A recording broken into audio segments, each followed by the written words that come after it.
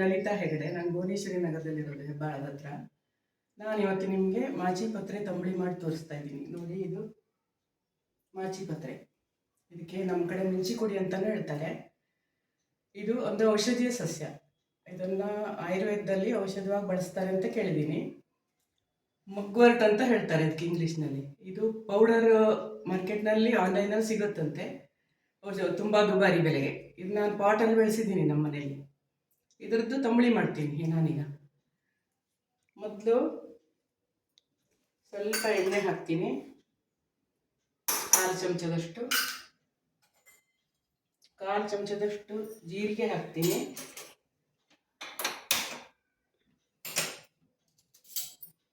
ಇದನ್ನು ಸ್ವಲ್ಪ ಹುರ್ಕೊಳ್ಬೇಕು ಜೀರಿಗೆನ.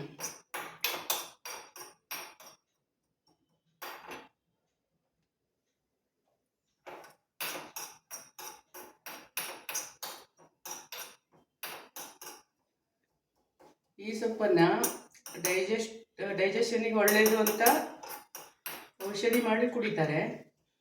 ಗರ್ಭಕೋಶದ ಪ್ರಾಬ್ಲಮ್ಗೆ ತುಂಬ ಒಳ್ಳೆಯದು ಅಂತ ಹೇಳ್ತಾರೆ.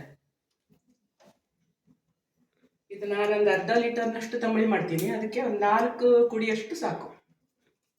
ಸ್ವಲ್ಪ ಬಾಡಿಸ್ಬೇಕು. ಇದನ್ನ ಹುರಿಯೋದೇನು ಬೇಡ, ಬಾಡಿದರೆ ಸಾಕು.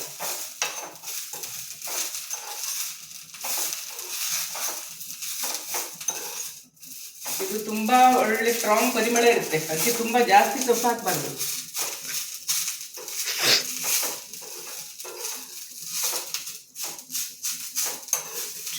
ಇದನ್ನು ಇಷ್ಟು ಬಾಡಿಸಿದ್ರೆ ಸಾಕು. ಹುರಿಬಾರ್ದು, ಕೆಂಪಾಗೋವರೆ ಹುರಿಬಾರ್ದು. ಈಗ ಆಫ್ ಮಾಡ್ತೀನಿ. ಈಗ ಒಂದು 4 ಚಮಚದಷ್ಟು ತೆಂಗಿನ ತುರಿ ತಗೊಂಡಿದ್ದೀನಿ.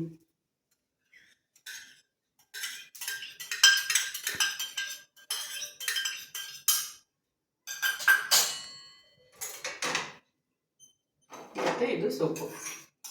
ಇಷ್ಟೇ, ಇದಕ್ಕೆ ಇನ್ನೇನು ಬೇಕಾಗಿಲ್ಲ. ಇಷ್ಟೇ. ಸ್ವಲ್ಪ ನೀರು ಸೇರಿಸ್ತೀನಿ.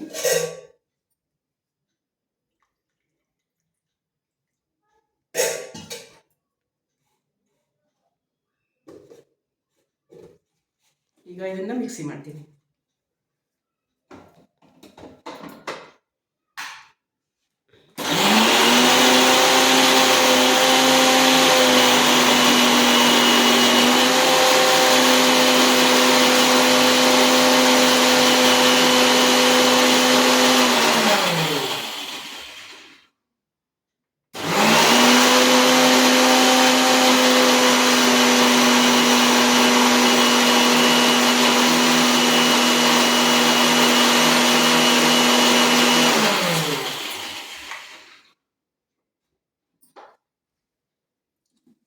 ನೋಡಿ, ಇಷ್ಟು ನುಣ್ಣಗೆ ಆಗಬೇಕು.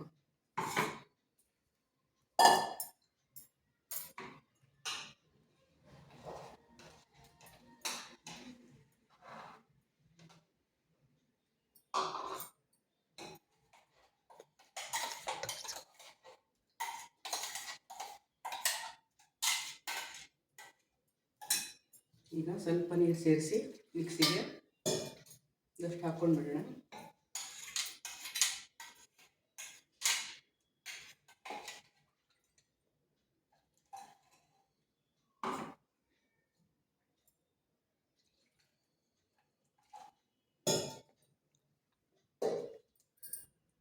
ಈಗ ಇದಕ್ಕೆ 1 ಚಮಚ ಉಪ್ಪು ಹಾಕ್ತೀನಿ.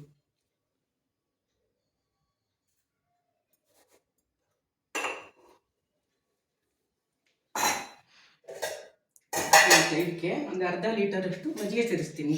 ಮೊಸರಲ್ಲ, ಮಜ್ಜಿಗೆನೇ ಹಾಕಬೇಕು.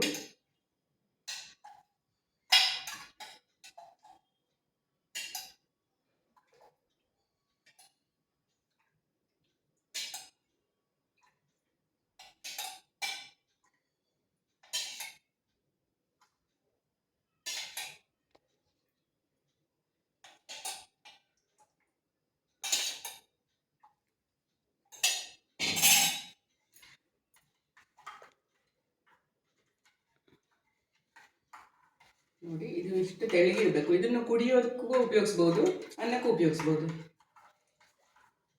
ಊಟದ ಕೊನೆಯಲ್ಲಿ ಕುಡಿದ್ರೆ ಡೈಜೆಷನ್ಗೆ ತುಂಬ ಹೆಲ್ಪ್ ಆಗುತ್ತೆ.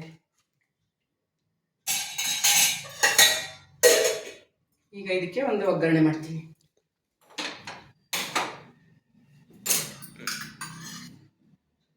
ಸ್ವಲ್ಪ ಆಯಿಲ್, ನೀವು ಯಾವ ಆಯಿಲ್ ಬಳಸ್ತೀರಿ ಅದನ್ನೇ ಹಾಕಿ. ನಾನು ಕೊಬ್ಬರಿ ಎಣ್ಣೆ ಹಾಕ್ತಾ ಇದ್ದೀನಿ. 2 ಒಣಮೆಣಸು,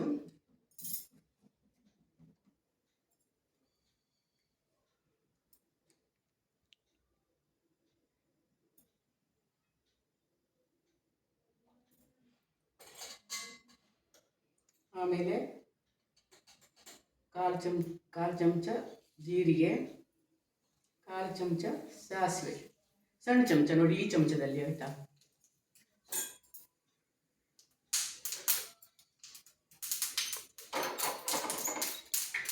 ಆಮೇಲೆ ಲಾಸ್ಟಲ್ಲಿ ಕರಿಬೇವು.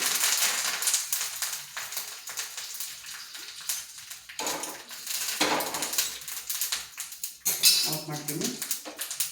ರೆಡಿ.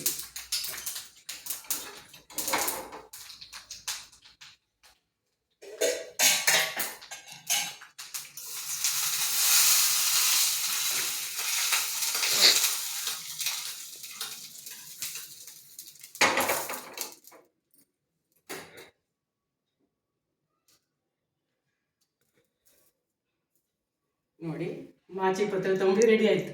ತಗೊಳ್ಳಿ.